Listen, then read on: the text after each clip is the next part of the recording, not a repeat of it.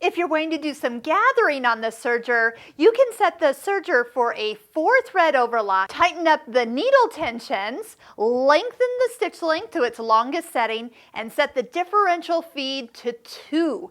This will allow you to do gathering right along the edge of the fabric. Now we are talking lighter weight fabrics for this particular technique, so we're not talking heavy fabrics or home deck fabrics. If that's the case, move to your sewing machine and put on your ruffler.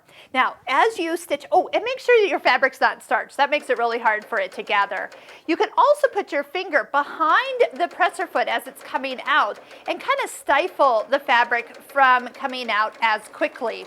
Now, if it doesn't gather up as much as you had thought, you could always send this through the serger again and gather the gathers. So just kind of get an idea, maybe know how much fabric you started with and then how much it gathered down to for you to really realize what the ratio is of what you're going to get.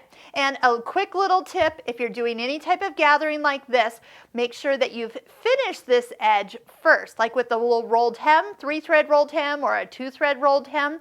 Do the rolled hem first before you gather, and then you're not trying to open this up as you're doing that finished edge. So rolled hem first, gathering second, and then you can do fun things with gathered pieces of fabric like you had no idea that you could do.